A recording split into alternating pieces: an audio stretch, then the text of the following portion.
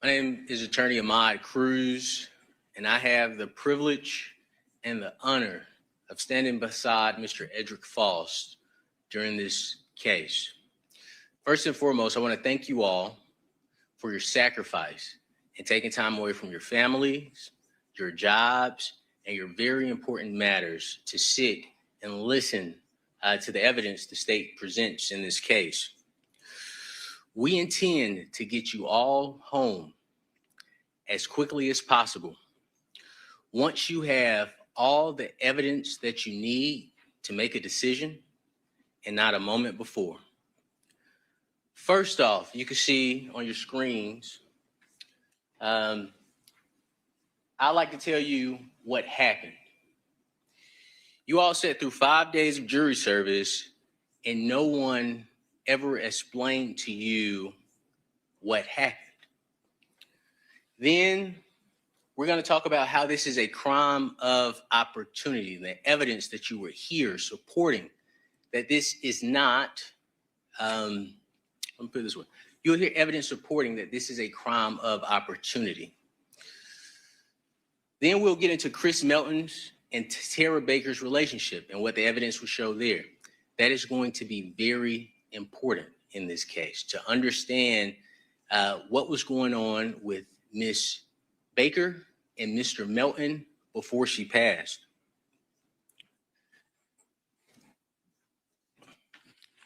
Then we're going to talk about then I'd like to talk about with you the initial investigation in this case. This investigation, when it came to Mr. Faust, that isn't the initial investigation, but this investigation, when it came to Mr. Faust, you may decide that this is one of the most thorough investigations in Georgia history. In fact, you will learn that this investigation reached a level of desperation. And at the end of this trial, you are going to have questions that the state is not going to be able to answer. And I believe during the state's opening, they admitted one, which is they cannot present evidence to you, or they cannot answer the question of how Mr. Faust would have gotten into Miss Baker's home. They also can't answer the question of when did Mr. Faust's DNA get in Miss Baker's body? They don't know. They won't be able to answer the question, how would Mr. Faust get away from Miss Baker's home unseen at the time of the morning that they said he committed this crime? The evidence will show that in Deer Park, Black people simply walking were reported. In fact, on January 19th, 2001, the day Miss Baker passed away, there were 3 individuals reported, two, but one person was reported twice. It was a Black male. He had a afro, and he was wearing a bright orange shirt. And the witnesses say, hey, he's just walking normally through the neighborhood. Is he looking around suspicious? No. Is there anything unique about him? No. Actually, when I pulled out my car to get out the driveway, he stopped for me. So the state won't be able to answer if they're reporting individuals walking through the neighborhood. How did Mr. Faust get away unseen in the middle of the morning? And the last question that the state won't be able to answer for you. If Mr. Faust killed Miss Baker, why was the hair that was found on her body, around her body, in her hand, and on the murder weapon of Caucasian origin? You will hear evidence in this case that there is not a shred of evidence that puts Mr. Faust, let alone a Black person, in Miss Baker's home. All of the evidence, including the gift Miss Baker left in her hand for police, it's Caucasian hair. Now, the state, these questions have to be answered with evidence, not speculation, not with sensationalized media coverage, and not with unsupported conclusions. These are questions the state must answer for you with evidence and proof. The state may spend a lot of time talking about Mr. Foss's DNA. That is not an issue in this case. DNA is not an issue in this case. But they may spend a lot of time talking about Mr. Foss's DNA being present among, as they presented to you, the multiple DNA profiles that were found and identified. But you may find yourself asking this question at the end of the state's presentation of evidence. How does Mr. Foss's DNA simply being in Ms. Baker's body, along with someone else's DNA profile, establish that he is the person that killed Ms. Baker?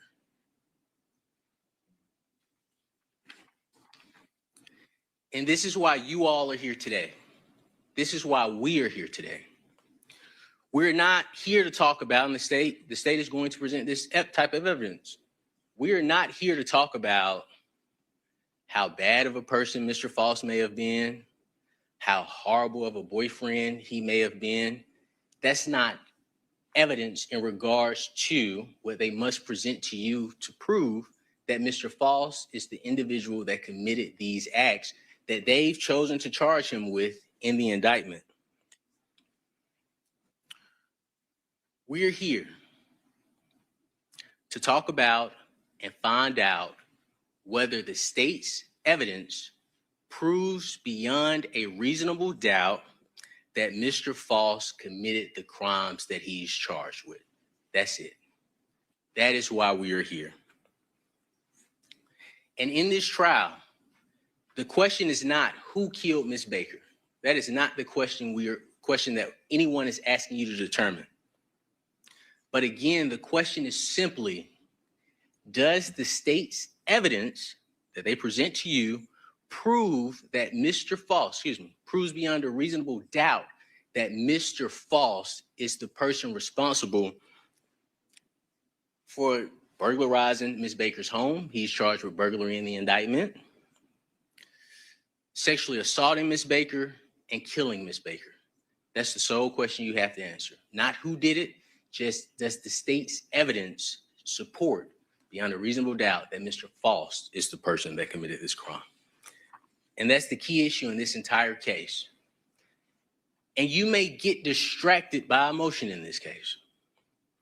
You may get distracted by your dislike of Mr. Foss's life choices. But you cannot lose focus, and you cannot forget why we are here today.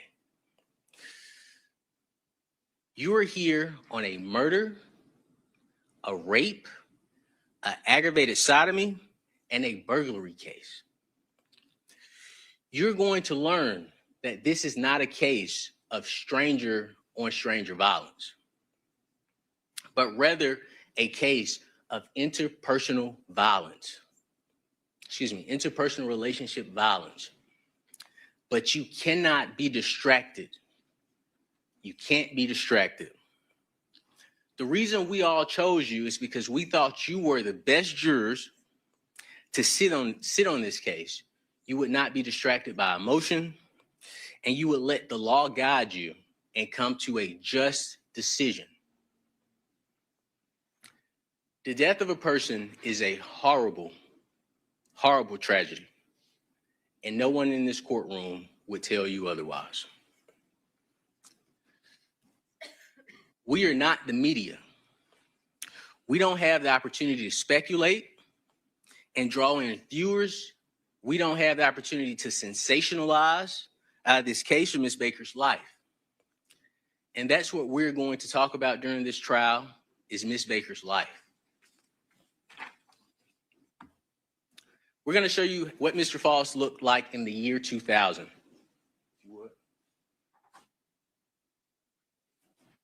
This is Mr. Foss in the year 2000. He looks completely different than he looks now. What we put an emphasis on, and what you'll hear in evidence, is this is how Mr. Foss carried himself.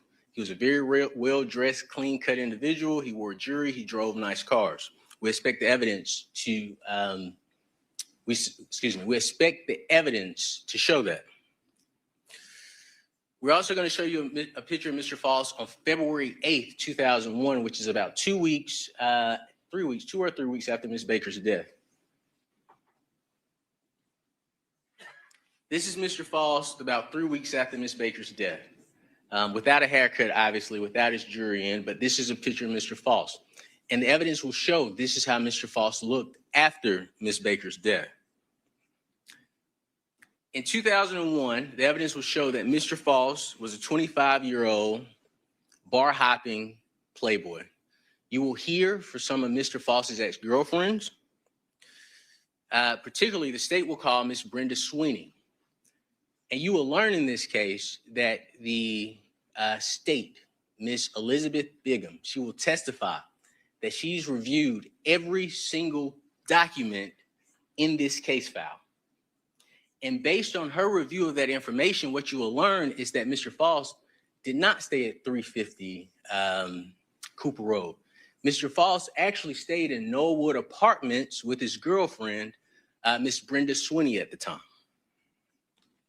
And this is information that the state has had before today and during the entire pendency of this case. So what happened? That's the question that we're here to figure out. What happened with Ms. Baker? This is Ms. Baker shortly before she passed. This is her law school photo that she took while she was a student at the University of Georgia. And these are Chris Melton's hands after Ms. Baker's death. So Ms. Baker was killed on January 19th, 2001. These photos were taken on January 21st, 2001. This is Mr. Melton's left hand. This photo, these are Mr. Melton's right hand. During this trial, you will learn the nature of Ms. Baker's death. It was an overkill. And what we mean by that, it was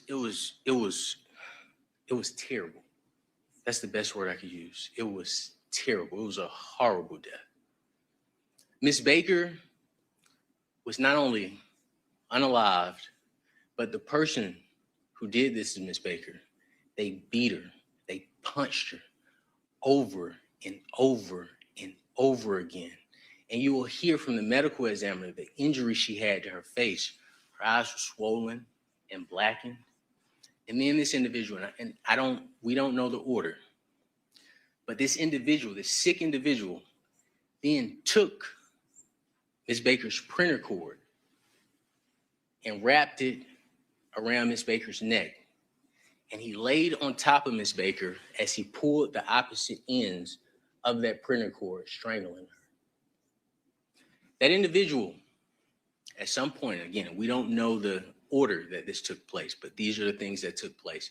This individual at some point walked to Ms. Baker's kitchen, pulled out a knife out of her knife block, and then stabbed Ms. Baker in her neck. And you'll hear that Ms. Baker was stabbed on the right side of her neck. This wasn't enough for this individual. This individual then went into the living room of the home, took Miss Ashley Hall's chenille blanket off of the couch, went and turned on the eye of the stove. They put the blanket on the stove. And when this blanket caught a blaze, what occurred was this person walked back into Miss Baker's room while Miss Baker laid on the floor, still grasping for air. You will hear that there was soup in her lungs. He places this blanket on the bed.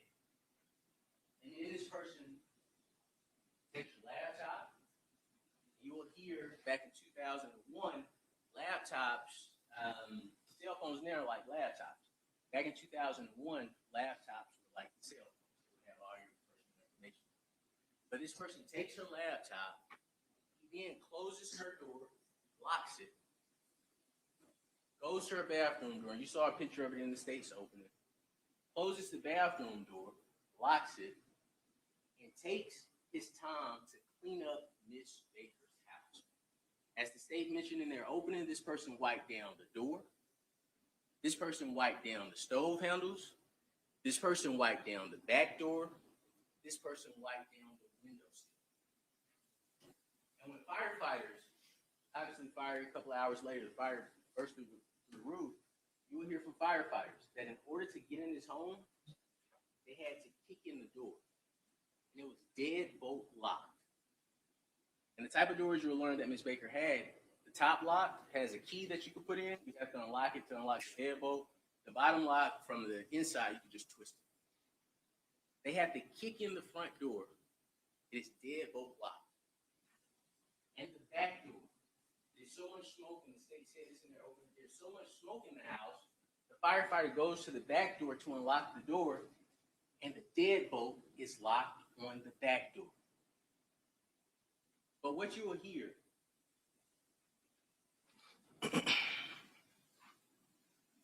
is that when firefighters found Miss Baker, the individual that did this to her, this was somebody she was comfortable being naked around. The state is not going to present any evidence that clothes were ripped off of her. The state is not going to present any evidence that clothes were found near her. The state is not going to present any evidence that a towel was around her. She was completely nude, no clothing around her body at all.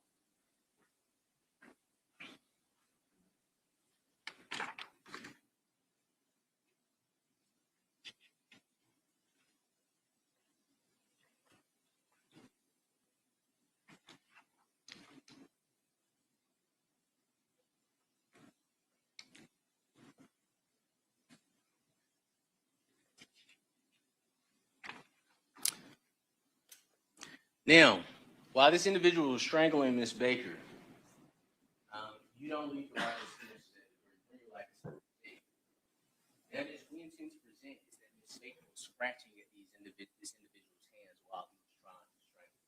While he was choking him, Miss Baker was trying to get him off. While he was choking him, Miss Baker was grabbing his hair, trying to get him off of him. And the forensics evidence, we'll get into the forensics, I won't go there now. But forensics evidence will support that Ms. Baker was fighting for her life.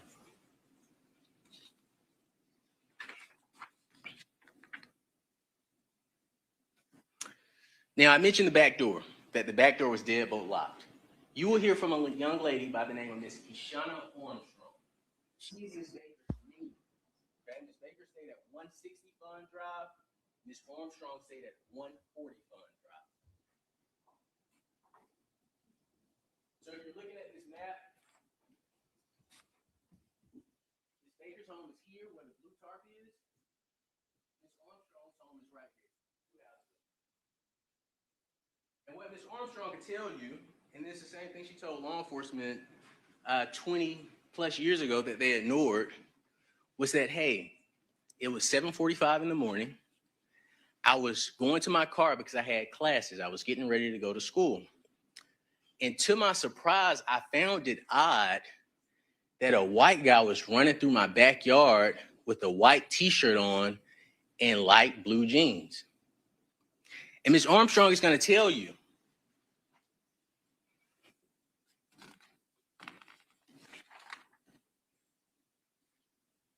you'll see a photo of it, but Ms. Armstrong is going to tell you, she's going to testify.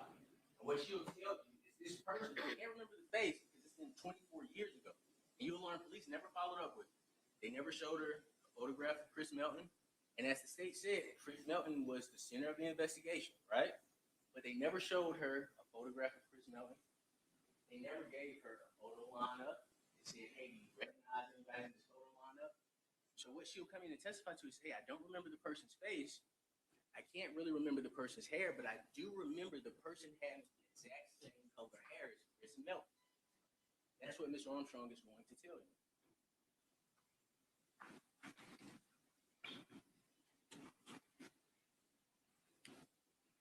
This is Chris Melton back in 2001.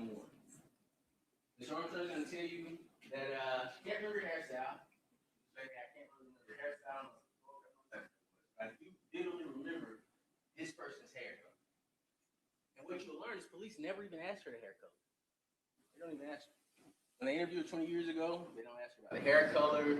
Only thing they ask her, how tall is the person, what age group does he look like he was in, and she'll say he looked like he was in his 20s. He had kind of like a medium athletic type of build, and they're aware that Miss Baker is dating Chris Melton. They never show her a photo of Chris Melton. You will learn in this case that law enforcement ignored Miss Armstrong for 25 years. We had to reach out to Miss Armstrong. Once Mr. Foss was arrested, Miss Armstrong was no longer needed. Crime of opportunity. I told you that I would talk about how this crime is a crime of opportunity. During this trial, one of the most important facts that you all will learn is that Miss Baker did indeed have two roommates. One of her roommates is Dr. Valerie Lowe. I believe you heard her say. She went by Mrs. Miss Valerie Lowe. She was at school. And also Mrs. Ashley Peavy Hall. At the time of this case in 2001, she went by Miss Hall. You will learn that each girl had a boyfriend, and we are counting Miss Baker and Mr. Melton. So at any given time, you will learn that there were 6 people in the house. And it was very rare, you hear testimony, it was very rare that someone would be at the house alone. However, on January 18, 2001, being great roommates, Dr. Lowe tells Miss Baker, hey, I'm not going to be home. I'm leaving town. I think she was going somewhere with her boyfriend, so she was going to be out of town. Miss Ashley Peavy Hall tells Miss Baker the exact same thing. And you will hear testimony about Miss Baker's response. What you will know is that Miss Baker was home alone. What you will also hear is that Miss Baker and Chris Melton spoke the day before her death 5 times. There was a 22-minute call. There was a 5-minute call. There was a 19-minute call. And there was 2 other short calls the day before her death between Miss Baker and Chris Melton. And when law enforcement asked Chris Melton the day of the crime, or the day close to the crime, hey, did you know that Miss Baker was going to be by herself? He said, of course not. He said, of course not. I didn't know that. She wouldn't have told me anything like that. But I do remember me telling her that I wouldn't be able to come down to Athens and spend the night with her. A couple of years go by. And police do this. This is a part of their investigation tactics. Police asked him again, hey, do you remember if Miss Baker told you that she was going to be home alone by herself the day before she died? Chris Melton then tells law enforcement, I don't remember. So a question that you will have to ask, maybe a question that you will have, is if your future fiance told you she was going to be by herself and died the next day, is that a fact that you will forget? You will also learn about the nature of their relationship. Dr. Lowe will tell you that Ms. Baker and Mr. Melton, first semester of law school, like this. They're really tight, really close. Mr. Melton will probably testify that if there are 7 days in a week, 5 of those days, him and Ms. Baker would be together. And this is first semester. But you will hear from Dr. Lowe that on New Year's Day of 2001, she came home, and to her surprise, Miss Baker was home alone. And she talked to Miss Baker about it. She asked her about it. Miss Baker gave her a response. I won't get into that. But Dr. Lowe will say there was a change in relationship from that day up until the time Tara had died. They were not spending as much time together as they used to. But you'll also hear from Miss Baker's best friend. And I say best friend because Chris Melton stated, and that may be his testimony, that Mrs. Peavy Hall was Tara Baker's best friend.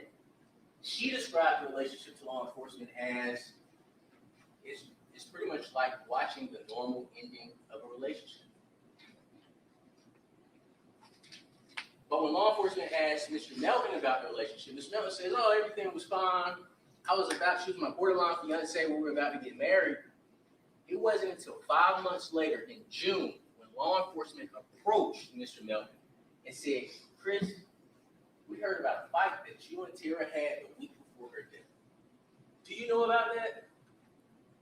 And for the very first time, he admits that there was trouble in paradise. He says, "Oh, yeah, I know about that. It wasn't a big deal. It was something minor." Now, in the evidence that was provided to us, it wasn't provided to us. You'll learn that we don't have any information on what that fight was about except what Chris Melvin said it was about. But it also matches up with Chris Melvin's timeline. Chris Melvin, when he interviewed with police in 2024, he told law enforcement that he had not seen Tara Baker in 10 days. Okay? That is a very important number. He said that I had not seen Tara Baker in 10 days. That 10 days lines up with their last fight. And Chris Melvin said, "Oh, 5 months later, I remember this fight." That is an important date to remember. Because in 2001, when Chris Melvin was asked, or matter of fact, he wasn't asked, Chris Melvin was told that there was DNA evidence in this case in 2001. When they told him it was DNA evidence, Chris Melvin volunteered. "Oh, I was just with her 6 days ago. She was at my parents' house, and we had sex 6 days ago." And then he asked, "Did y'all find semen or anything on her like that?" But this is the issue. Law enforcement failed to follow up. They met with Chris Melvin's parents, and you would think it's a significant piece of information that you saw a young lady that died at your home the week before she died. The parents never mentioned or confirmed seeing Tara Baker at their home the weekend before. What's verified based on Chris Melvin's own words, twice, 2024 and 2001. He saw her 10 days before she died, and they had a fight the week before, which would line up with this.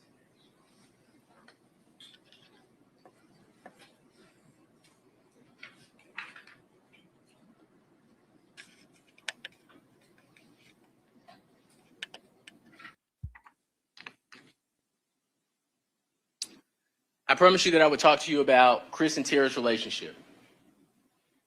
So this was a relationship where these individuals met at Georgia Military College. Chris was in school as a pre-med major. So pre-med is pretty much when individuals are going to school to become doctors. Tara was Miss Baker was in school to become a lawyer. So these individuals were equally yoked. Miss Baker graduated school, and of course, as you know, she entered law school. Mr. Melvin dropped out of school. And what happened when Mr. Melvin dropped out of school? Miss Baker, she moved to Athens to attend law school. And I'm sure Chris Melvin knows he had an amazing woman. He followed. And he didn't follow and move in with Miss Baker. What he did, he followed and moved into a room of someone else that Miss Baker introduced him to. And you will learn that Mr. Melvin, to stay close to Tara, was traveling back and forth every day for work from Athens to Covington, Loganville, Gwinnett County, Georgia, every single day while Miss Baker was attending law school.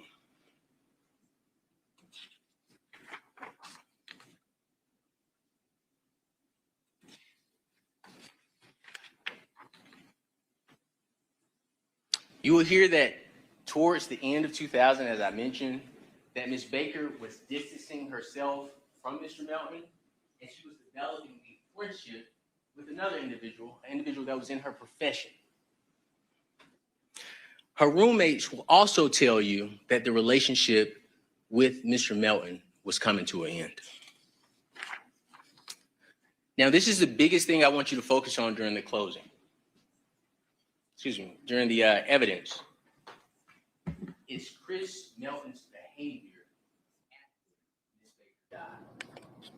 This is going to be extremely telling evidence. Miss Baker dies on January 19th. On January 25th, Mr. Melton goes to Miss P.D. Hall's home to spend the weekend with her and her boyfriend, the family. On the 25th, he calls a girl by the name of Lisa Tucker and invites her on a lunch. Let me change it. He goes on a lunch. I'll say that. He goes on a lunch. I don't want to misstate anything. We're talking within a week of his borderline fiance dying.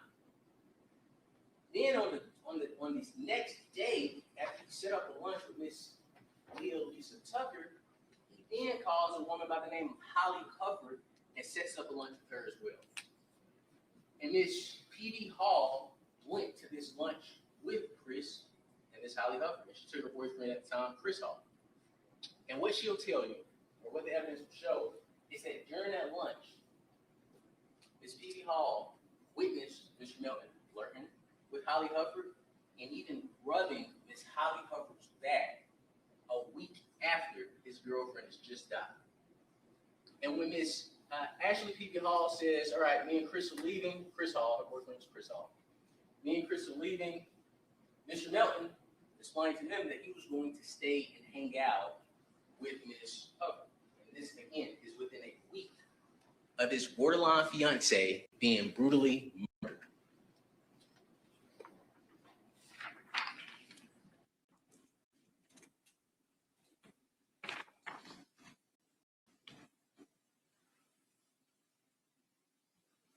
You'll learn on January 27th, after hanging out with Miss Hufford, he called her around 10 o'clock that night and told her if she was out on the town to give him a call. Again, this is a week after his girlfriend has just been brutally murdered. Miss Hufford did not give Mr. Melton a call.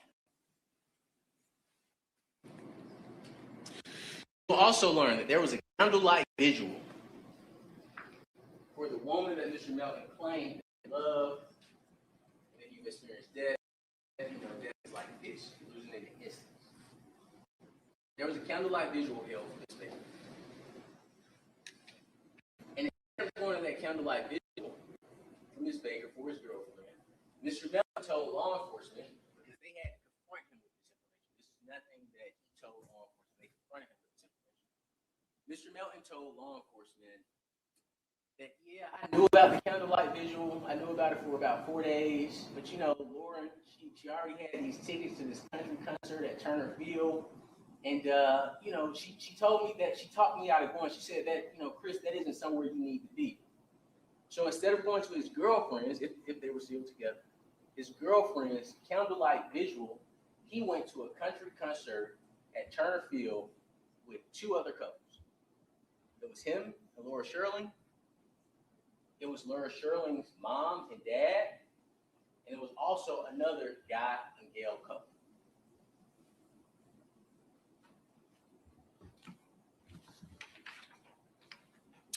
You, the jurors, will have to decide if Chris Melton's actions after Miss Baker's death were consistent with someone who had suddenly lost their future wife. Next, I'd like to talk to you about law enforcement's failures. And there was a lot of failures in this case. During the trial, you will learn this case is not simply about my client, Mr. Faust. This case is not simply about Mr. Melton, nor is this case simply about Tara Baker. You will learn that this is a case of law enforcement neglect and failure. The evidence will show while this entire community was in dread and fear, law enforcement had enough evidence supporting that the person that killed Miss Baker was right in front of them. But because of the cameras, because of the media attention, and because of the sensationalism, they have Mr. Faust sitting in that chair. The evidence will show that law enforcement knew, this is information they're aware of, law enforcement knew and ignored, as I mentioned, that all the human hair found on her body that did not belong to Miss Baker was of Caucasian origin. You will not hear a shred of evidence that there is an African-American man's hair on Miss, African-American's hair on Miss Baker's body. And the reason we showed you the photo of Mr. Foss with the afro is because he had a lot of hair.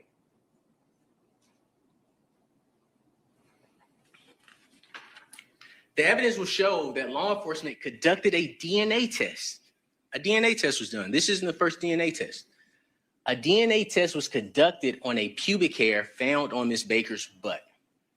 Now, in this case, and the state has already told you this, so I'll follow up with it. In this case, it is undisputed that Ms. Baker was sexually assaulted anally. A piece of evidence that law enforcement had was a pubic hair was found on her buttocks. They conducted a mitochondrial DNA test on this hair. And the results of the test was that Mr. Melton could not be excluded as the contributor of the hair. This is information law enforcement had. Law enforcement knew, and this science is now not good science. I do want to be very clear with you. So we're not talking about it because of its scientific purposes. We're talking to you about it because they knew this information. There was a hair found on the murder weapon, Ms. Baker's murder weapon. So on the cord that was used to strangle her, the cord block was next to Ms. Baker's head. I'm sure you'll see photographs of how Ms. Baker was found. On this block, they found hairs, human hairs. And one of the hairs, they did a test. It's not good science anymore. I want to make that clear. But at the time in 2001, law enforcement knew that that the scientists had determined that this hair was similar to Chris Melton's hair. Law enforcement ignored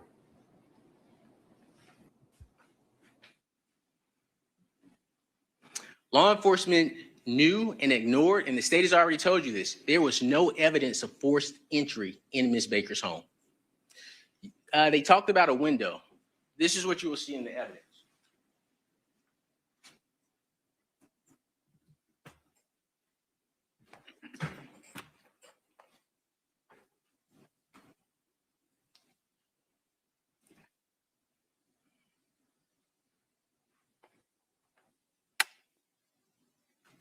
Can we?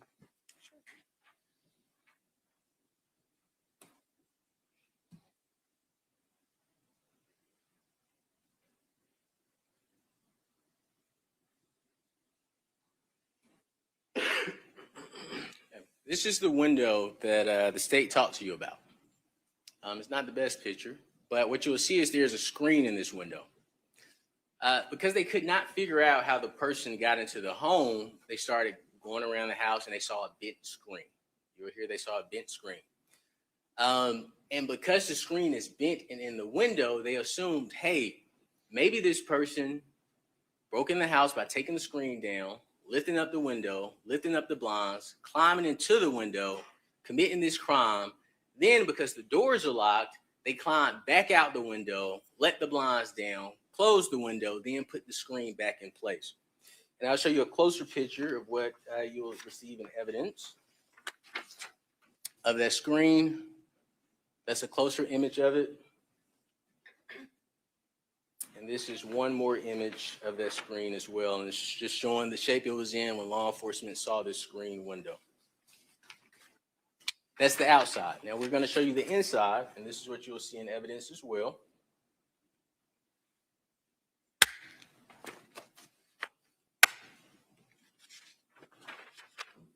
This is the inside of that window. Chair in front of the window, blinds down, unruffled, but this is how they're alleging Mr. Foss entered into Ms. Baker's home and exited Ms. Baker's home to commit this crime.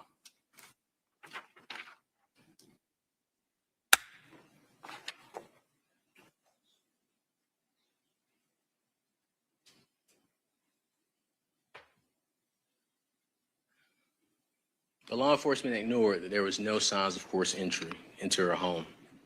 They ignored that both the front doors were deadbolt locked and the back doors were deadbolt locked. Law enforcement knew and ignored, and this is very important too, because Mr. Foss is charged with a burglary. Dr. Lowe will tell you that in her room, I think she had a change jar with money, she had jewelry in her room, she had electronics in her room, and nothing was touched. Nobody had even rambled through her room. You would also hear from Miss Ashley P.P. Hall, who will tell you may even see images, but you will learn that she had jewelry in her room and she had electronics in her room, and nothing was touched or taken. Nothing was rambled through. Then you will hear about Miss Baker's room. Miss Baker had heirloom jewelry in her room. Heirloom jewelry. She had diamond earrings in her ears. And the only thing that was taken is a personal item, which was her laptop. Police ignored that fact.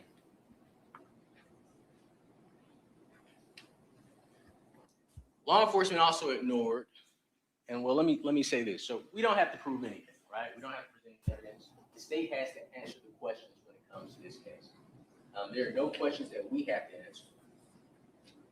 But something that law enforcement knew and ignored was after Ms. Baker's death, a young lady volunteered.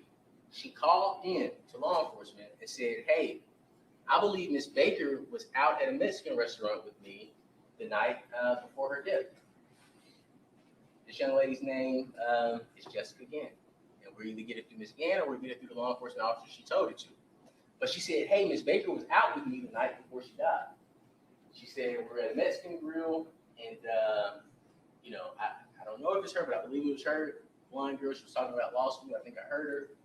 Law enforcement never followed up on this information. Law enforcement never showed Ms. Gann any type of photo of Ms. Baker. Law enforcement never followed up on her to figure out, okay, what more information do you have? They never even confirmed whether or not it was Ms. Baker she saw. They just ignored it. So the state cannot present evidence to you supporting that Ms. Baker, after she left the law library the night before she died, that she did not go out. They don't know. They don't know if Ms. Baker went out. They don't know if Ms. Baker went home. They just don't know. And they don't have any evidence to show one way or the other. Now, they mentioned Chris Melton's alibi. On January 21st, Chris Melton's parents told him, law enforcement, they are after you. They are coming for you, Chris. That is a quote from Mr. Melton. That his parents told him, Chris, they are coming for you. This was January 19th to 21st. It was in January 2001. Police wait 4 months to go speak to Mr. Melton's parents after they've already told him 4 months prior that they're coming for you. And mind you, Mr. Melton is staying with his parents now. So he's in the house every single day. They asked the parents, hey, can you tell us what your son was doing 4 months ago on January 19, 2001 at 7 o'clock in the morning? Can you give me a rundown? Surprisingly, and Chris Melton, you'll learn, is their only son, unless they've had children since then. But he was their only son at the time. They say, oh, he was at home. He was here. I remember seeing him. He was walking around. We were mulling around that morning. And then he left our house, and we know exactly where he went. How would they know that information? How would they know where Mr. Melton was going 4 months prior? But this is law enforcement confirming Mr. Melton's alibi, speaking to his parents. 4 months. 4 months after Ms. Baker's death. Law enforcement failed to verify Chris Melton's alibi thoroughly. They just started taking words for, oh, he was here? Okay, perfect. He was with you? Okay, perfect. And this is the important thing in this case. The most important time in this case is 7 a.m. to 9 a.m. Whatever happens after 9 a.m., it doesn't matter because the murder is taking place. So 7 a.m. to 9 a.m. Remember, Ms. Kashana Armstrong at 7:45 said she saw this guy running. 7 a.m. to 9 a.m. is the most important window in this case. Law enforcement also waited 4 months to try and get Mr. Melton's phone records. They waited 4 months after Ms. Baker's death to try to get the phone records for his apartment phone, and that may or may not be important to you all, but to get the records for his apartment phone and his parents' phone call records, resulting in those records being lost forever. So what the state will not be able to present to you in defense of Mr. Melton is that, hey, we have these phone records showing where he was. Those records were lost because law enforcement did not act to get those records.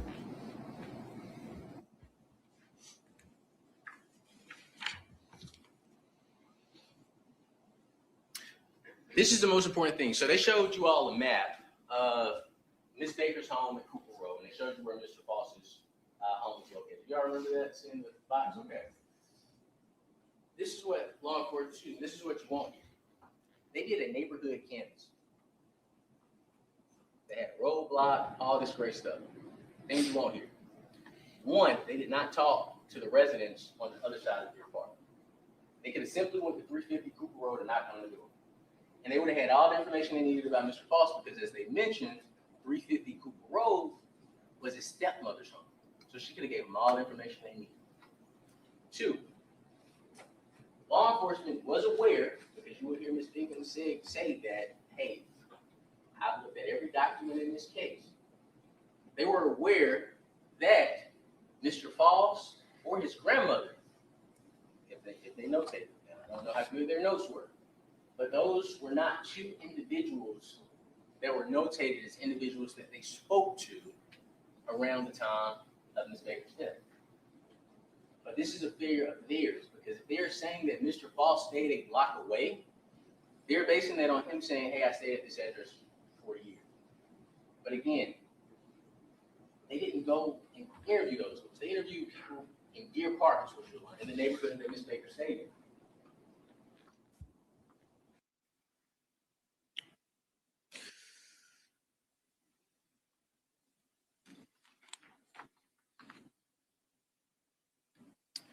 Chris Melton, another important fact. After Ms. Baker's death, Chris Melton comes to the police department with his hands covered in plumbing. You will hear from law enforcement that there was a shirt that Miss Ashley T.B. Hall, she's an amazing friend. She did everything she could to try to figure out what was going on with Miss Baker. When Chris Melton came to her house, there was a shirt that she washed, and it was a substance. She called police and said, hey, we believe there's an issue with the shirt. And what law enforcement determined was the substance on the shirt was the exact same substance Chris Melton showed up to the police department with his hands covered in the day of her death. Now, you may hear the audio is grainy. I'm going to try to play it for you all. But you may hear law enforcement. I'm going to play it. I have to play it a couple of times. But you'll hear law enforcement ask him, and this is a quote, do you want to wash them things? And Chris Melton says, no, this is neat right here.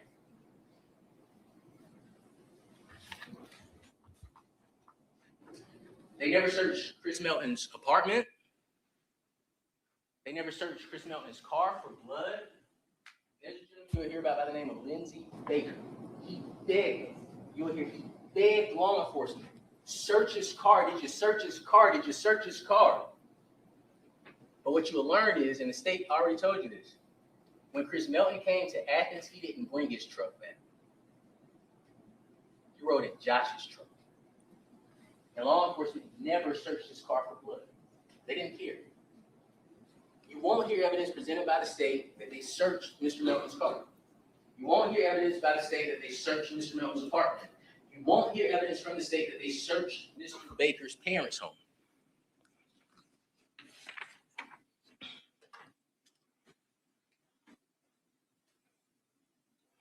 In regards to the claim that Mr. Melton made that he saw Miss Baker 6 days before her death, law enforcement never attempted to confirm that. They just took his word for it. Parents didn't confirm it. No one confirmed it. They just simply, well, Chris said it, so it must mean it's true. Let's talk about the forensics. I've already talked to you about the hair. There's no, and I'm gonna talk about this twice. When law enforcement met with, and the state told you this, when law enforcement met with Mr. Foss in the interview, what they told Mr. Foss was that your DNA was found in a house in Deer Park. You will hear no evidence that Mr. Foss' DNA was found in any place other than Miss Baker's body. His DNA was not in the house unless you're saying in the house because it's in Miss Baker's body. But there's no DNA of Mr. Foss ever being present in that house. And you will hear he is adamant. I have never been to, I don't know anybody over there. He's going to say that. What law enforcement did not do, matter of fact, before I get into that, there are no handprints belonging to Mr. Foss. There are no fingerprints that the state will present to you belonging to Mr. Foss. There is nothing inside of the house that the state will be able to present to you to connect Mr. False with Miss Baker's house. The state wants you to believe that Mr. False is smart enough to enter Miss Baker's home, fight with Miss Baker, kill Miss Baker without leaving a trace of evidence behind, sexually assault her, right? Because they're charging him with aggravated sodomy based on the allegation that he sexually assaulted Miss Baker anally, but sexually assaulted her without leaving any identifiable DNA behind, then escaped Deer Park just unseen. But he is dumb enough to leave his DNA in her body and commit the charged crimes at the busiest time of the morning. And I don't think the state ever told you what time they are alleging that Mr. False committed this crime. Their window is between 8 a.m. and probably around 8:45. And you don't leave your common sense at home. You know what's going on at 8 in the morning and 8:45 outside your neighborhoods. But you have to decide as the jurors, does that make sense? That's the question you have to answer. The DNA. I think this is the most important part of this case that I would like to talk about. We talked about the DNA test conducted on the pubic hair found on Miss Baker's butt. But I would like to talk about the sexual assault kit that the state talks to you about. So the sexual assault kit, as the state explained to you, came back with multiple DNA profiles. Mr. False was one of the identifiable profiles. Mr. Melton was one of the identifiable profiles. Mr. False DNA. If I understand the DNA correctly, and I may not, the testimony will be much clearer to me, was found in her vagina and her mouth. Chris Melton will tell you that Ms. Baker engaged in vaginal and oral sex. That is a very important fact in this case. However, as you know from the charges written in the indictment, Mr. False is charged with aggravated sodomy for anal sexual assault. Chris Melton told law enforcement when they asked him, do you all engage in anal sex? No, never. She doesn't do anything like that. You know, we just have normal sex. Well, lo and behold, when they get the DNA results back, the only identifiable profile in Miss Baker's anus is Chris Melton's profile. Now, something the state mentioned, they told you in opening that gravity could make the DNA go into that area. Well, what the state says isn't evidence, but what Dr. Falzone says will be evidence. He is the medical examiner. He's the person that did the autopsy. And what he's going to tell you is that it is clear that Ms. Baker was sexually assaulted anally. Based on the injuries, well, let me use the right language. He's going to say it's consistent. That's the proper language. That her injuries to her anus are consistent with sexual assault anally. And the only identifiable DNA profile is Chris Melton.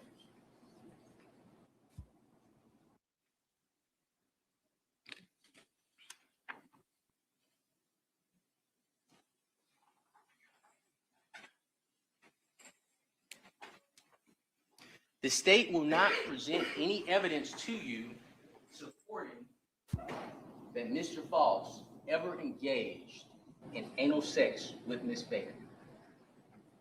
It is important that you focus on the evidence that is presented. He is charged with aggravated sodomy, and his DNA is not even identified in her anus.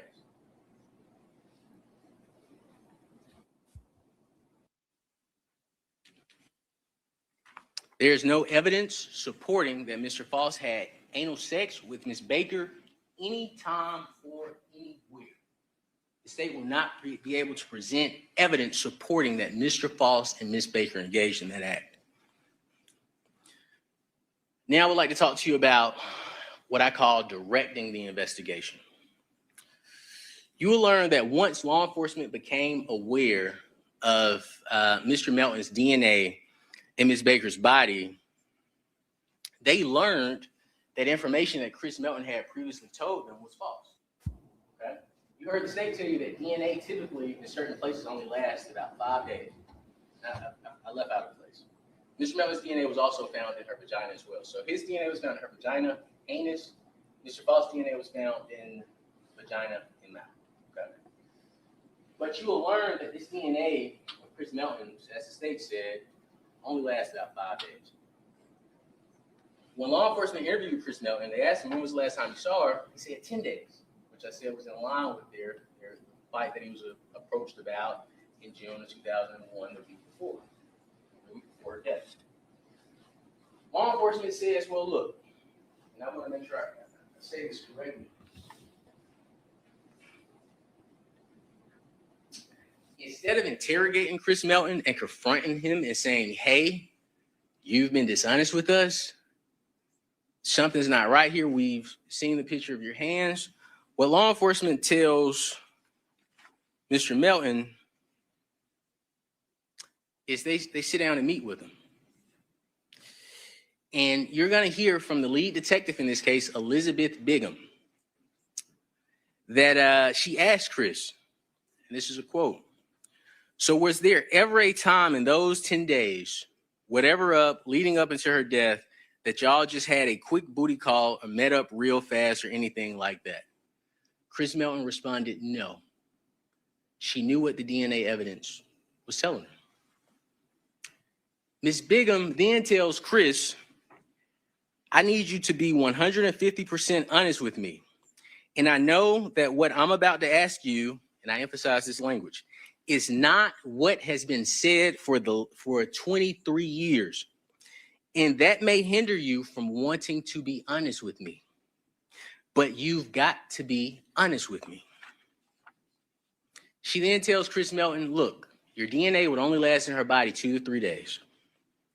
And that she needs to, and you will hear this, she needs to separate Chris Melton's DNA from bad guys' DNA. She says this. I need to be able to explain it. I need to be able to explain it. Jeremy Howell tells Chris Melton, and you'll hear Jeremy Howell testify, that the timeline needs to be correct. Everything needs to make sense. And if we know that this window is here and you're over here, I can't explain this gap. You need to be here. But Chris Melton, and you have to decide if he sticks to his story because he knows he's lied before, continuously denies being with Miss Baker the week of her death. They asked Mr. Melton, well, were you with her the night before? You had a booty call with her at 12 o'clock? He says, no. They said, well, how about 2 days before? No. Well, how about 3 days, Mr. Melton? Were you with her 3 days before? No. And eventually they get Mr. Melton for the first time to say in this interview, for 23 years, he changes his story to, you know what? Well, we maybe did it on Sunday. We might have did it on Sunday.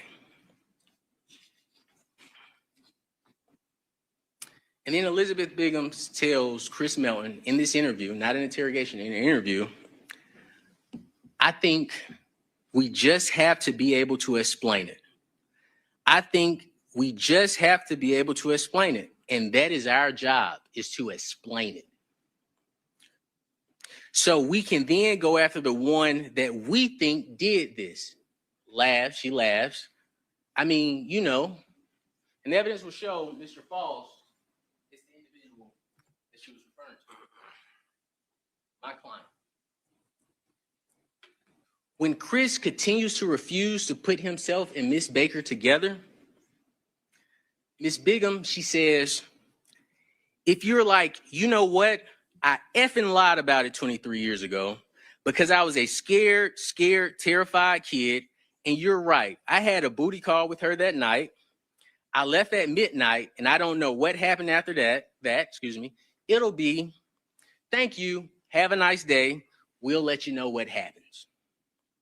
Like, that's it. We just want to be able to explain it and make it make sense so we can focus on this, So they can focus on this. You'll learn the lead investigator in this case, Elizabeth Bigham, told Chris Melton it was okay if he changed his story or changed his timeline of when he was with Miss Baker. And if he admitted to lying to police for 23 years so that she could explain away his DNA and put the focus on Mr. Falls and the responsibility for Miss Baker's murder on Mr. Falls, everything would be okay. She would explain it away. When Mr. Melton would not help Miss Bigham explain away his DNA, despite the 23 years of conflicting statements from Mr. Melton, and evidence, and you have to decide, but evidence pointing away from Mr. Falls' involvement in this case, the allure of being a hero, the allure of being on TV, being the officer to solve the 23-year-old Tara Baker case became too strong. And we ended up in the courtroom before 12 jurors to decide Mr. Falls' fate. The allure of being on TV became more powerful than following the evidence. And on May 9th, 2024, while Mr. Falls had just finished working, he's at Walmart buying a Simply Lemonade. Police cars swoop in on him and put him in handcuffs and arrest him. Solely because, and this is very important, and follow the state's timeline, solely because his DNA was present in this case. At the time of Mr. Falls' arrest, what you will learn is not, and this is, we told you, this is not a DNA case. We didn't come here to fight with DNA. You will learn Chris Melton's DNA is present, unidentified DNA is present, Mr. Falls' DNA is present, and based on his DNA being identified, he was arrested and charged with burglary based on DNA alone. He was arrested and charged with aggravated sodomy in the anus, even though his DNA isn't present. He was charged with 4 counts of felony murder. He was charged with malice murder, and every other count in this indictment solely based on his DNA being present, along with Chris Melton's DNA.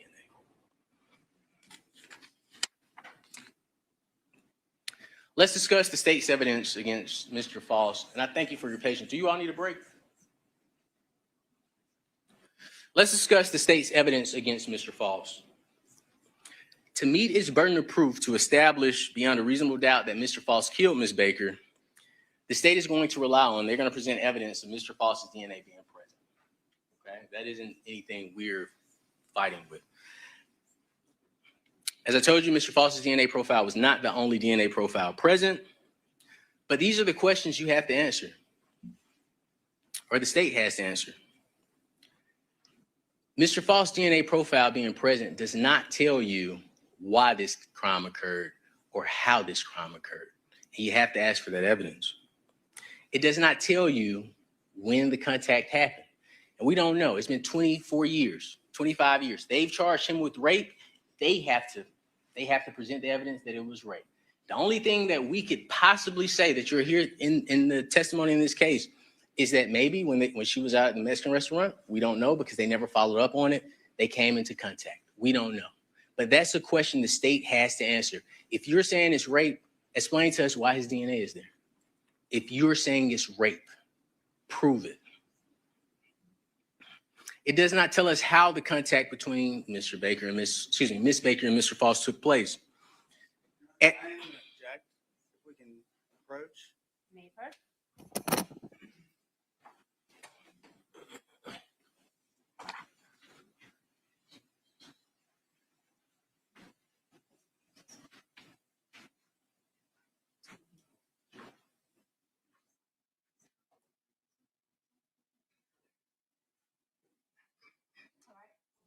Ladies and gentlemen, we're going to have you go into the jury room for a few moments. Please don't discuss the case. We'll be with you shortly.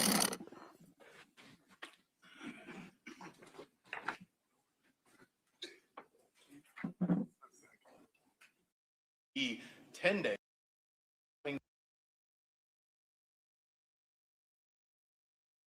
given notice, which he has repeatedly failed to do, also DNA being present.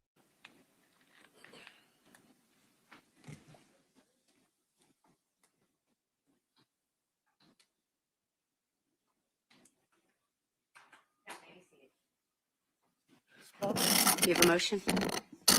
Mr. Yelmichilli. Yes, Judge, because I think this relates to our ruling as to 412 evidence, which I just think Mr. Cruz violated in a manner that borders on placing him in contempt, quite frankly. Mr. Cruz just intimated about the possibility of prior consensual contact that resulted in Mr. Foss' DNA being present in Ms. Baker's body outside of the complained of contact, which would be previous sexual contact that requires 412 notice, Your Honor. So I think Mr. Cruz has quite intentionally actually violated the court's order, which court has made clear to him after multiple hearings on the issue.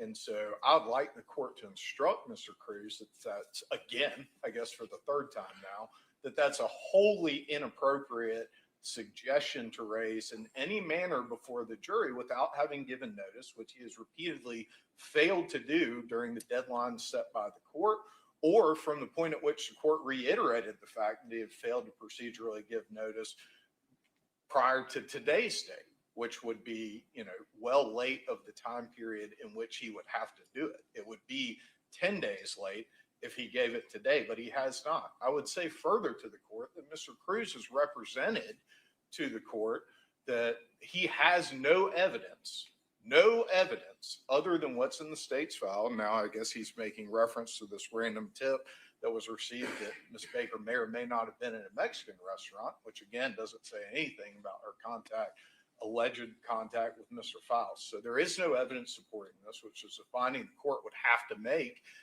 even if Mr. Cruz had provided proper notice, which he has not done. And now in opening statements after a week of jury selections has intentionally violated the court's order. So I'm asking the court to instruct Mr. Cruz not to engage in any further statements regarding that type of allegation, as the court has already instructed him, and to refrain from engaging in any questioning after opening statements, as is prohibited by Rule 412. So that's the state's objection that Mr. Cruz has intentionally violated the rape shield law, and the instructions of the state is asking the court to give Mr. Cruz again for the third time. In just a moment, sir. Yes, of course. Ms. Satterfield, are you able to read back the question prior to the objection? Are you able to do that?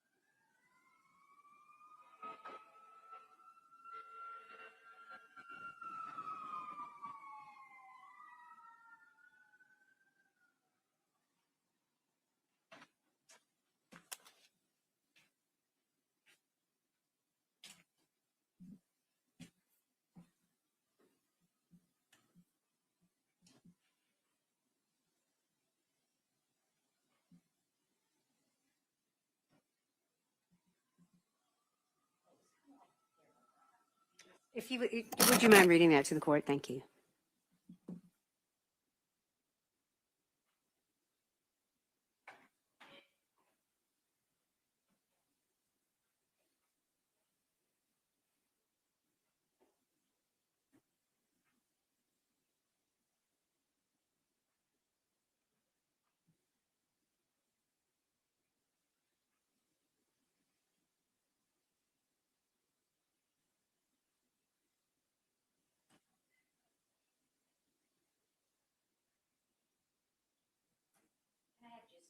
Of course.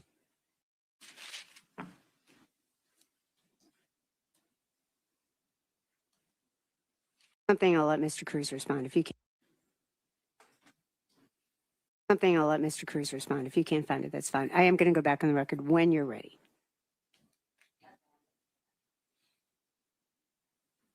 You good? Thank you for trying.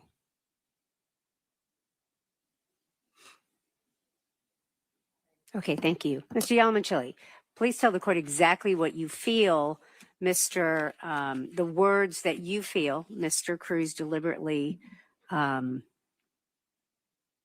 said to violate the order that the court gave. Yes, Your Honor. So Mr. Cruz initially said the state can't prove when it is that Mr. Foss' DNA entered Miss Baker's body. Mr. Cruz then said the police didn't follow up on this tip about the Mexican restaurant. Mr. Cruz then said it's the state's burden to prove that, and then said something to the effect of it could have gotten there when they had contact at that Mexican restaurant the night before the incident, essentially. Now that's paraphrasing, but Mr. Cruz stated that there was a separate time when Mr. Foss could have had contact with Miss Baker in a manner in which DNA would have been found in her mouth and in her vagina that is a match to Mr. Foss, which they are not contesting, Your Honor. So I think that is pretty clearly a violation of 24-4-412 when no prior notice has been made and no showing of competent evidence showing that would pass 403 examination has been presented to the court as required by 412. So that's the actions that I think that Mr. Cruz has taken in order to intentionally violate the court's previous instructions. All right, thank you. Mr. Cruz. So part of the state's case, Your Honor, is that Mr. Foss and Ms. Baker doesn't know each other at all. Only I was telling them that only time, they could have had contact with each other at this restaurant. The court explicitly told me, or explained to me, and ordered me, that I could not make an argument about consent. So I'm not making an argument about consent. A big part of their case is just no way possible that these people ran into each other. I'm just addressing that fact. Nothing in regards to the honorable court's order regarding 412 or in regards to argument of consent. Now, I am arguing, as the court has heard, that it's the state's burden to prove that appropriate occurred. And that's as far as I understand that I can lawfully go, considering the honorable court's order being not to arguments. Mr. Cruz, what would be the purpose of even mentioning the possibility of prior contact if it wasn't to violate the court's order? Because the state's position is simply that these two would have never run into each other. We're disputing that fact. All right, thank you. Yes, sir.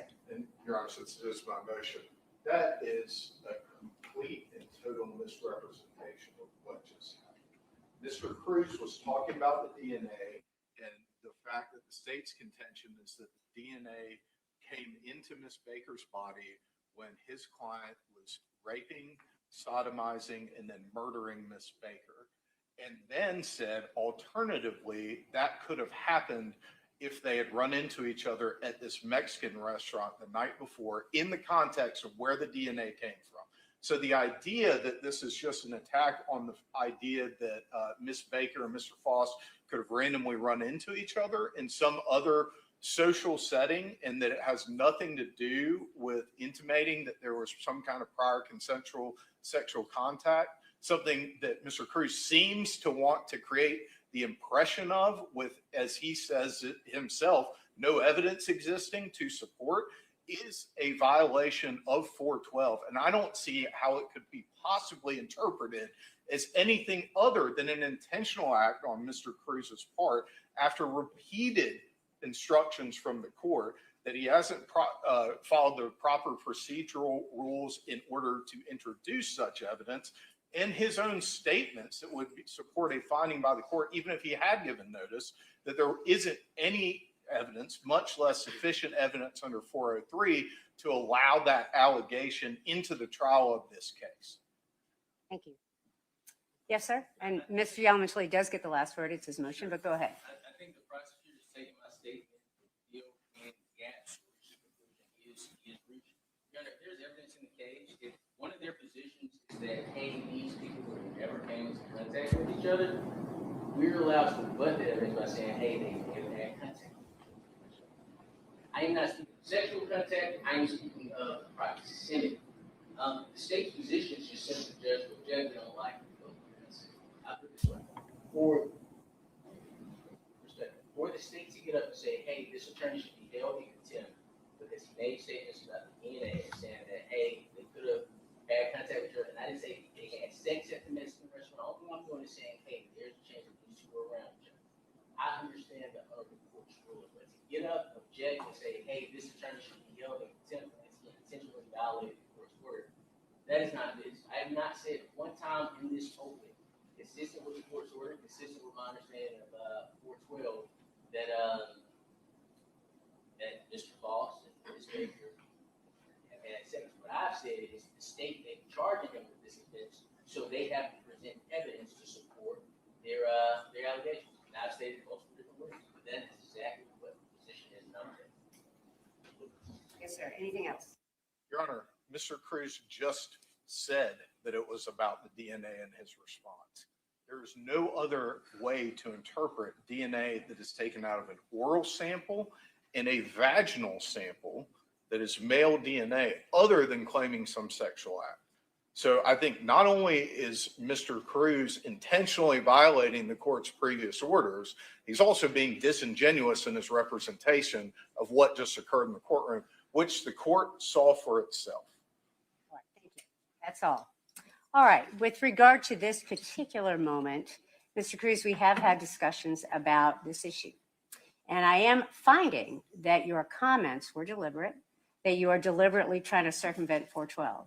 I'm not going to find you in contempt because this moment is very similar to an argument you made about the state's comments about a word that you did not agree was appropriate. Attorneys' comments, attorneys' arguments, openings and closings are not to be considered as evidence. But I am offering this to you, Mr. Cruz, as a warning that it is imperative that you follow the court's order. I've made several rulings with regard to this case. You are not allowed to talk about any issues of consent.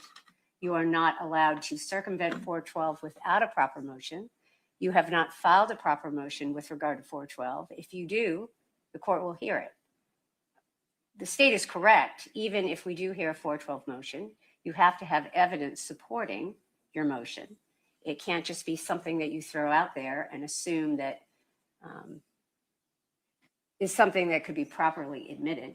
But until a motion has been filed by the defense regarding 412, my order stands, and you are not allowed to go down that road. Am I clear about that, Mr. Cruz? All right, thank you. You may bring the jury back in. Thank you.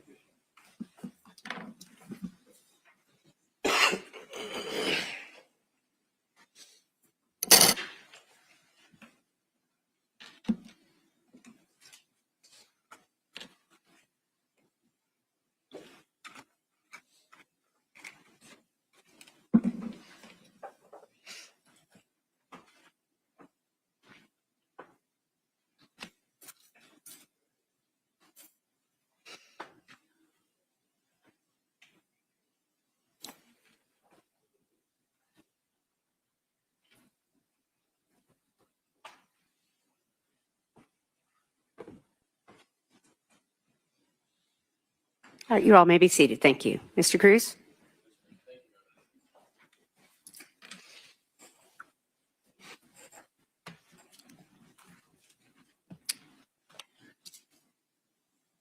The state's evidence includes, we mentioned the DNA, but what they also intend to introduce, and this is the question you have to ask yourself with anything they introduce, how does this support that Mr. Falls is responsible for death, burglary, rape, and mistake?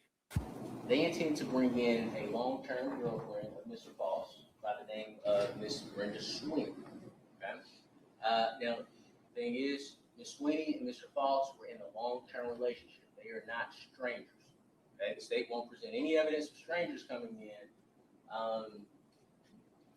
saying Mr. Falls broke in their house and did these terrible things to him. But what Ms. Sweeney will testify to, you may get three different things because I believe we've gotten two. Okay? Police go to Ms. Sweeney's house when Mr. Falls is first arrested. The news is broken. Right? She's getting phone calls. You'll see this. They present it. She's getting phone calls from people saying, hey, did you, I don't know what I'm assuming, pretty much she ends up saying that I just got a phone call that Edric has been arrested. So what happens is law enforcement goes to her house, and the way they find her, based on what the officer says, is police reports. Mr. Foss and Ms. Sweeney had a tumultuous relationship. They fought a lot. Okay, their police report of Ms. Sweeney calling the police on Mr. Foss and saying he beat her up, and she gets arrested because there's witnesses saying no, it's the other way around. She was jumping on him. You're gonna hear testimony from Ms. Sweeney where she says, "Hey, Edric hit me, and I beat him so bad I threw him into a DJ booth one time. Edric took my car without permission. I went to his grandmother's house and I beat him so bad he was trying to get me off of him, so he was scratching me, and other people had to come take me off of him." And she's gonna give you multiple stories like that. But during this interview, it gets to a point where you'll see that this interview stops. And she says, "Hey, the worst thing I can say that Mr. Foss has done to me, he's hit me, and when the relationship is over and I'm with somebody else, he'll stop. He won't leave me alone." Police don't take that as true. When they didn't get this scandalous story from Ms. Sweeney about how terrible of a person Mr. Foss is, and it's terrible to fight with your significant other, what they say is, "Brenda, a young lady has been killed, and we want to get justice for this young lady. And we know, he's a terrible guy, and he's done terrible things to you. And just like we want to get justice for this young lady, we also want to get justice for you too." And she says, "Wait, guys, I don't know anything about a cold case. I don't know anything about a girl dying. All right, are you saying Edric did it?" "Yes, we believe he did it." "And Brenda, you were involved. You were with him at the time." And you'll see her, she misinterprets it. She said, "What? How am I involved?" And he says, "Well, Brenda, you were with them, so forth and so on. We've seen police reports with you too." And then she pauses for a second, and she says, "Edric used to force himself on me." And the officer says, "Oh, tell me more about that. Tell me more about it." And he says, "Did he punch you?" She says, "Yeah, he punched me." "Was he violent?" "Yeah, he was violent." "When he would do this to you, was it vaginally, orally, anally?" She said, or you'll hear, she says, "I don't know, for me, vaginally." Right? And they continue talking to Miss Sweeney. And it gets to a point, and they may present it, they may not present it, but I want you to know this is evidence that may come in this case. It gets to a point that Miss Sweeney is under so much pressure. And forgive me, I've forgotten the piece. Miss Sweeney tells law enforcement that she's had multiple strokes, by the way. So she's physically suffering, and she also says it affects her memory. But it gets to a point where they get Miss Sweeney so worked up, she says, "Y'all, God just gave me something." She said, "I'm very biblical." She said, "This one time, Edric went to this house, and there was this girl, and I don't know what he did. They set the house on fire." And they say, "Well, did he hurt the girl?" She says, "I don't know." Says, "Was anything taken?" She says, "Yeah, he probably took the TV. He probably took it to his stepmother's house." The officer asks, "Well, how do you know this? Did he tell you?" She says, he must have told me. I knew too much." And police at that moment, they don't take it like, "Oh my goodness, she may not be in the best space to talk," right? They continue talking to her, tells them all types of fantastical stories. But what ends up occurring is, once I find out about Miss Sweeney's interview, and you'll hear this too, that's why I say it's two sides. I speak to Miss Sweeney. She comes to the court in front of the investigators that interviewed her, in front of the prosecutors, in front of Mr. Foss, in front of myself. And she says, "I felt like they led me into those answers." She says, "The only thing that I can remember from my relationship with Mr. Foss is that there was one time that we had unconsensual sex, and it was not violent." The state will introduce Ms. Sweeney not as evidence supporting that Mr. Foss committed these crimes against Ms. Baker, but to get you emotionally riled up. And that's why we chose you as jurors, because we believe that you will focus on the evidence. They are also going to bring in an individual by the name of Mr. Cedric Jeffries. Mr. Jeffries is serving a 105-month federal sentence. You will learn throughout this case, multiple people, since 2001, I know at least one officer has testified that there's been people from prison call with tips, like, hey, I have this information, can I get a deal with them? Now, what you'll learn in this case, Mr. Jeffries is going to testify that I don't have a deal. I don't have a deal. But what he will have to admit is that after he testifies in this case, he doesn't have a deal now, because it'd be terrible for him to have a deal now, because of course, what we're talking about is deal. What happens after this case, after he testifies and says Mr. Foss told him in 2003 that he committed this crime, I'm going to get into the details for you. Prosecutors, federal prosecutors are going to meet with him. They're going to review the transcript. And if they determine that Mr. Jeffries assisted the state in this case, he is going to receive an interview. Okay? And you have to consider that information in determining his credibility. But this is what he says. He speaks with, he sees the news. The news breaks of Mr. Foss's arrest. He's in jail. He says this, so you'll hear this. You admit it or we'll play a recording of it. He's sitting there watching the TV. He sees Mr. Foss get arrested. Okay? He doesn't call police. He doesn't say, hey, correctional officer, come here. I know something about a crime. He calls his lawyer. You'll hear that he reaches out to his lawyer. And of course, we don't know what the conversation is with his lawyer, but he ends up meeting with the lead investigator in this case, Miss Elizabeth Bigham. When he meets with Miss Bigham, she says, hey, tell me what you know about this case. He says, well, when I was 14 years old, Mr. Foss came to my house and he was saying, oh my goodness, I'm about to get into it with police because they know that I killed this girl in Deer Park. Okay? That is what he's going to testify to. So police asked him, why did you wait 20-something years to say that? And Mr. Jeffries says the most important thing and the reason why he's testifying in his trial. Mr. Jeffries tells him, jail helps me remember things. But you will hear from Mr. Jeffries. That is the state's evidence.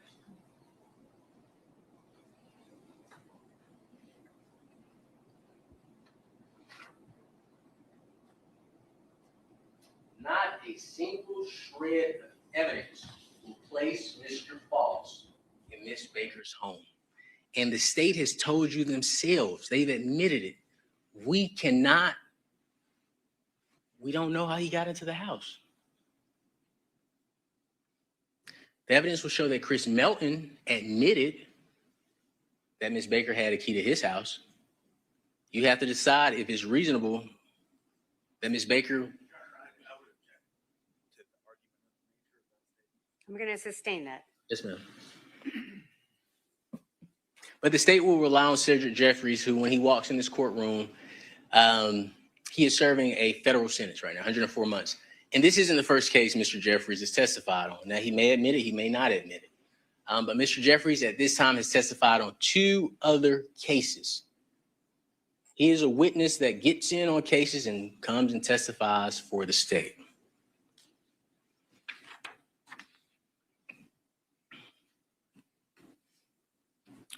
Something that's important, you're going to hear the interview of Mr. Jeffries, or he may admit it, so he may not get into the interview. But you're going to hear that Mr. Jeffries, one of the things he says is that I've never heard of this case before. Okay, and the state brought it to your attention that Mr. Foss stated that, in his interview, he made statements about Ms. Baker, and we're going to get into those statements.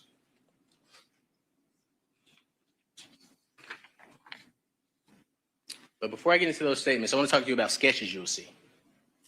The state is going to present sketches to you. Okay? And what these sketches are of African-American men walking through Deer Park neighborhood. Right? Police does a canvass after they found out about Ms. Baker's death. And during this canvass, they're talking to neighbors saying, hey, what did you see? The person that stays directly across the street, hey, Your Honor, may we switch back to the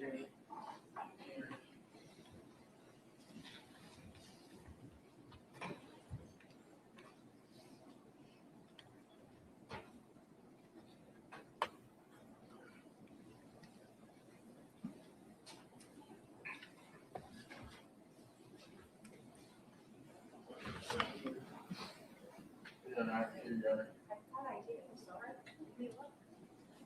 We're right. So, thank you, Your Honor. So what you'll see, as I mentioned, the blue tarp, and I think you all have a picture there, but the house with the blue tarp is Tara Baker's house. The house across the street, I believe that is Mr. Matthew Owens, Mr. Jay Anderson. I may be mistaken. I think Matthew Owens definitely stays there, Mr. Jay Anderson, and another individual. And when police come and talk to them, what they're going to tell you is that we see a guy in a bright orange shirt. And as you know, in UGA country, you don't wear orange if you're trying to be here. But we see a guy in a bright orange shirt. He's either wearing khakis or jeans, and he was walking in front of, down the street in front of Miss Baker's house. And the officer asked, "Can you describe him?" He says, "Yeah, he has like small afro hair, black male, orange shirt, jeans."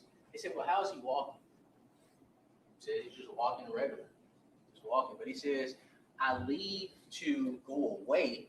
I walk away from the window for a second." He said it's maybe 5 or 10 seconds he walks away from the window. And he says, "When I come back, that person is gone. I don't see him anymore." He said there's no way they could have made it to the end of the street because he says I can see both sides of the street. He said the person had to cut through the houses. And then you will hear from Miss Tiffany Riker. And that individual, I think it's Jay Anderson, but the evidence will show the proper name. He doesn't do a sketch, just to be clear. But you will hear from Miss Tiffany Riker, who stays right here, this house here. She's going to say when she's coming out of her house to get in her car, she also sees a black guy. And she gives the same description. Wearing an orange shirt, blue jeans, khakis. He's walking down the street. And that's the gentleman I said, she backed up. She said, "You can stop for me to get out of my car." Now, what you'll learn in this case is on the other side of your park, there's another photo you'll see during this trial, there's a Walmart. It's the Walmart on Lexington Road. So people travel from this neighborhood up here at the top through your park and around here, I think somewhere around here, you can cut through and go to the Walmart on Lexington Road. Okay? And Chris Melton will tell us that African-American foot traffic was coming. Tiffany Riker would tell us that she didn't think anything of it because African-American foot traffic is coming. She thought the guy was walking to Walmart. But when police get this information, despite Ms. Kashona Armstrong saying we saw a gentleman running through my backyard, police say, "Okay, let's do a sketch of this person." So you're going to see a sketch of a guy who may not even know his picture is involved in this case. But they're going to show those sketches.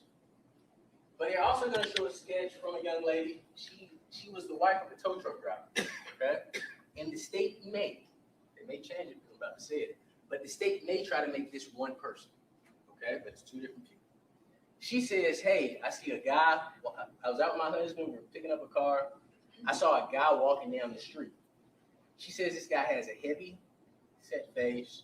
He's kind of heavier looking. I can't really tell his body because of the jacket he has on. She says it's a bright jacket, but she says it's long sleeve, which is different from the individual that Ms. Riker and the individuals that stay across the street from Ms. Baker. Different from the individual they saw. They say, "Well, how was he acting?" She says, "Well, he was just walking down the street." She said, "I actually watched him in my mirror the entire time he walked, and he was just walking." They said, "Well, did he have on a hat?" "No hat, no hood, just a jacket, just walking down the street." The state is going to present those pictures to you as Mr. False. They're going to say, "Hey, it's a black guy in the neighborhood. This is Mr. False." But again, the only evidence they could present to you is that this gentleman was just walking. One, heavier set in the face. Another, wearing a short sleeve orange shirt. One wearing an orange jacket. All right? But those are the sketches they're going to present to you. One of the sketches, and it's up to you to decide, does not fit the description given at all. And you will hear evidence, you will see those sketches, you will hear the information given by those witnesses about what the person looks like.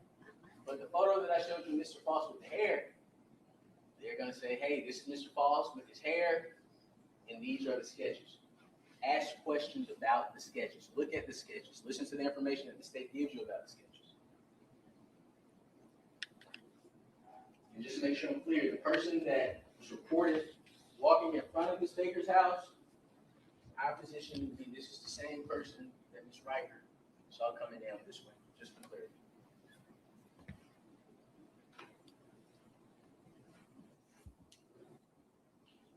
Lastly, you are going to hear Mr. Foss's interview.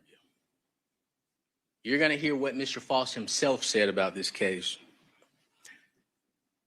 You will learn, contrary to what the state has told you, that Mr. Foss was told when he was arrested, we're arresting you for murder and aggravated sodomy. They hadn't asked him anything. That's what you're here for. Murder and aggravated sodomy. Mr. Foss is confused. He talks to him. He chooses to talk to him away from his rights because, of course, he's trying to figure out what the heck is going on. While they're talking to Mr. Foss, they didn't tell him whose murder. You will hear Elizabeth Bigham and Jeremy Howell ask Mr. Foss, did you hear about a cold case from 23 years ago? And that's how they ask him. Did you hear about a cold case from 23 years ago? Mr. Foss tells him, I vaguely remember, and this is a paraphrase, not a quote, but I vaguely remember it. I think I saw something in the paper about it. You will learn Jeremy Howell nor Elizabeth Bigham show Mr. Foss a photo of Ms. Baker. Jeremy Howell nor Elizabeth Bigham tell Mr. Foss Ms. Baker's name. They don't say, the Tara Baker case. They just say, hey, you heard about the cold case from 23 years ago. They don't even give Mr. Foss the opportunity to explain the DNA because what they tell him, and this is very important stuff, they tell him, why is your DNA found in that house? Mr. Foss said, house? I've never been to a house in Deer Park. My DNA in the house? Your DNA is in the house. And just as much as I'm here to exonerate, I am here to hunt. But the truth is, as I've told you, the evidence will show there is not a shred of evidence putting Mr. Foss in the house. They didn't have that evidence, but they misled Mr. Foss. And of course, hearing he's charged with murder and aggravated sodomy, he's probably freaking out. And he says, I don't know anything about the house. I don't know that woman. But again, they never gave him an opportunity to confirm who they were talking about. No name, no photo, just the cold case from 23 years ago in Deer Park, and your DNA was found in the house. What you're learning in this case, one person lied to police over and over and over and over and over again. One person simply said, I've never been to a house in Deer Park, wherever you're talking about, I don't know. And the person that's in the next chair is Mr. Foss. Now, Miss Baker, as we all know, is a very beautiful woman. They showed us a photo, or the photo that Mr. Foss would have been aware of. It's a glamour shot. The photo that you all saw was not a photo that was shown to Mr. Foss.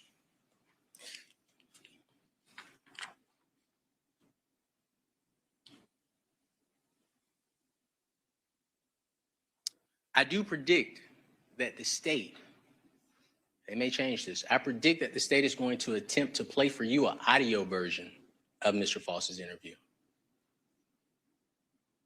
Because the video version will show that Mr. Foss was given no information other than that he was charged with murder and aggravated sodomy for a cold case that occurred 23 years ago. On the video, you will see no pictures shown to him, as I mentioned. The state's evidence may get you emotionally riled up, but those are not answers.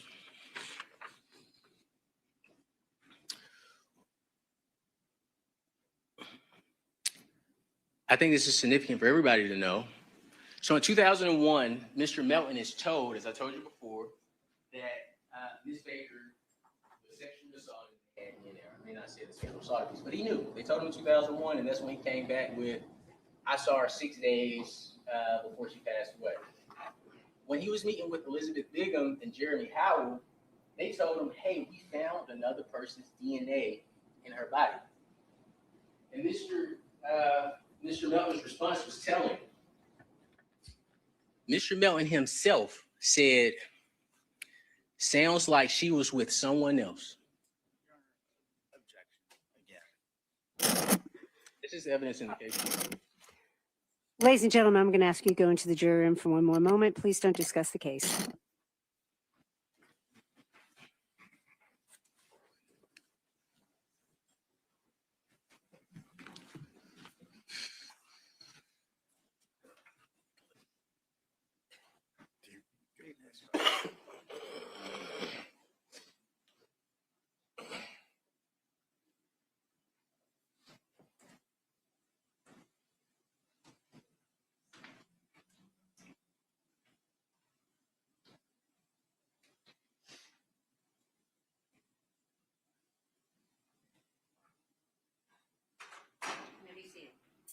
Holden, you have an objection?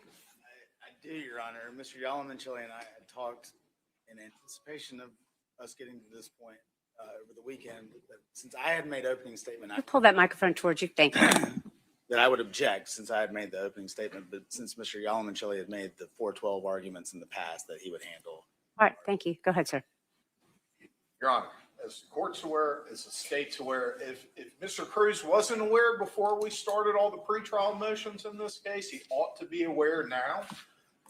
Making reference, whether it's a statement made by some other witness, whether it's elicited direct examination, cross-examination, or any other method to a relationship between Ms. Baker and anyone else that was not noticed by the defense as a 412 act is prohibited by 24-4-412. I'm not sure how much clearer the statutory language could be. Not sure how much clearer the court could possibly have been in its instructions. But whether it's Mr. Cruz making reference to a statement that some witness made during an interview with law enforcement, or whether it's Mr. Cruz eliciting the testimony on direct examination or cross-examination, it is all prohibited by the rule, which Mr. Cruz has violated now for the second time in his opening statement. It does not matter. It does not matter one bit whether or not Chris Melton said that in an interview to law enforcement for the analysis of whether or not it is admissible and the methods that must be adhered to if the defense intends to admit it in any way, shape, or form, Judge. And so this is the second time before we've called the first witness to the witness stand that Mr. Cruz has violated 412 and what seems at this point to be an intentional pattern to try to work his way around the laws and rules of the state of Georgia as it relates to admissible evidence in cases involving allegations of rape and aggravated sodomy, Your Honor. So again, at this point, I don't know what the remedy is that the court wants to enact, but obviously telling Mr. Cruz not to do it isn't effective because he's not listening and he's not following the court's orders. Cruz. Any response? Absolutely. I'm actually blown away and in shock that the state is taking this statement to be a 412 argument. Our theory of this case is that Chris Melton committed this crime. Chris Melton's statement, when he's confronted with DNA that he already knew was present, that she was with someone else, it has nothing to do with us trying to get around 412. That statement is for the sole purpose of showing his consciousness of guilt. He knew this information in 2001. He told the exact same information in 2024. And his response isn't, oh, my girlfriend, I can't believe this happened. You guys better find her. His response is just simply to say, oh, well, let's do it. She's with somebody else. There's no evidence that I intend to present that Chris Melton knows about Ms. Baker's sexual history.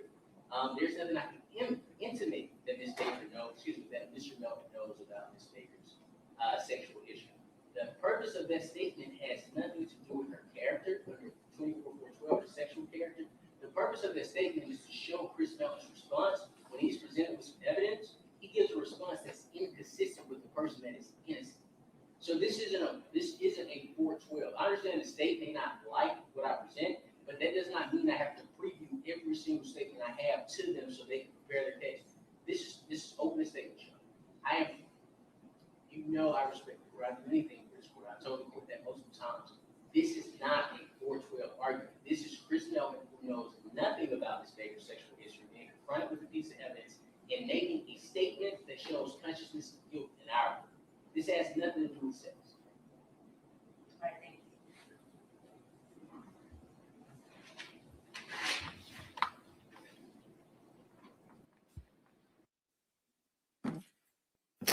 As this court has stated multiple times, this is the second time today, multiple times during hearings, that there is a process that must be adhered to in order to get the appropriate permission from the court to introduce statements, evidence that another party objects to.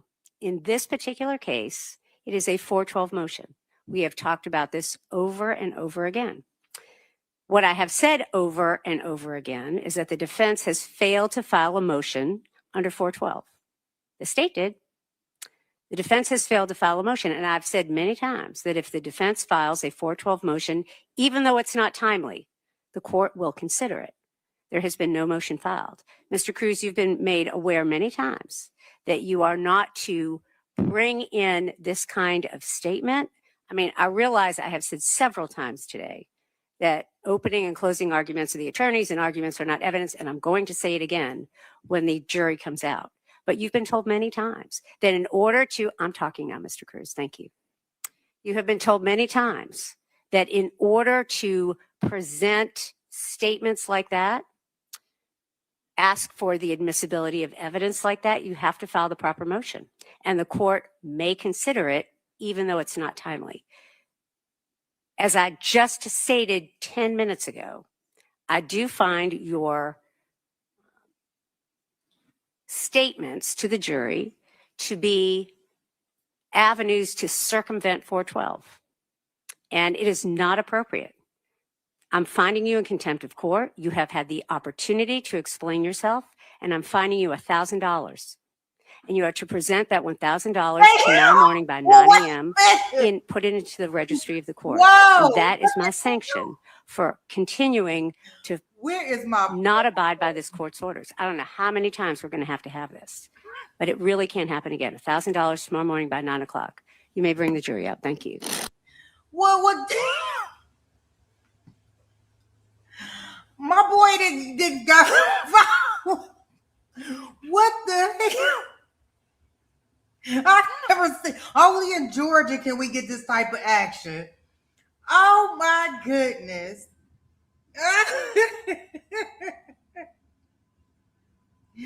She told him in contempt, like, come on, dude, you keep walking this line. Oh my goodness.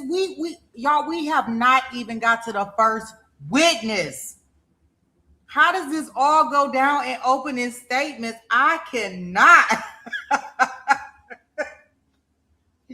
I've never seen anything like this. We have not even got past opening statements. You say with financial consequence, like, oh my, oh gosh. This gonna be nice to watch just because of the dynamics, because he hard-headed. He got a hard head. I couldn't find my button to pause it. Here y'all go, y'all. My goodness. Look at that face. Oh my goodness.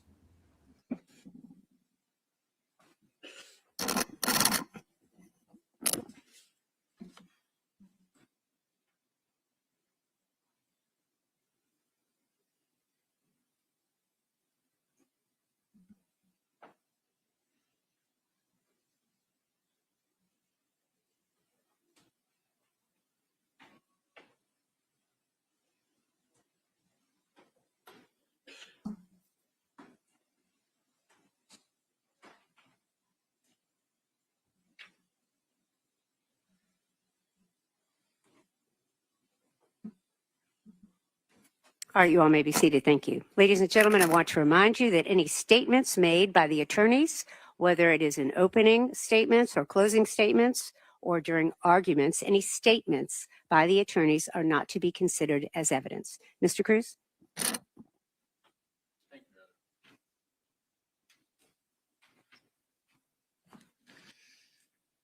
At the end of this case, when you go back home, you're sitting around the dinner table, and someone says to you, "Why did you find Mr. Foss not guilty?" You're going to say, "Well, I was fed a wealth of information.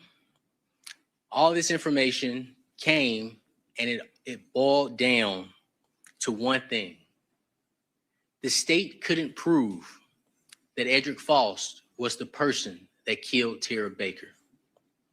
The state could not prove or present evidence that Mr. Foss was in Miss Baker's home. All of the hair found on and around Miss Baker's body was Caucasian hair. Mr. Foss is an African-American man. And that's why we voted not guilty.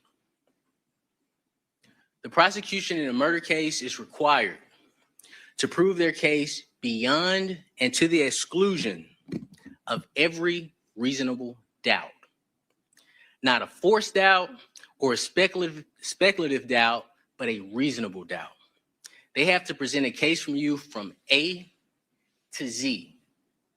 If A is Mr. Foss's DNA and Z is law enforcement's investigation, they never answer the question at G, at H, at I, at J, K.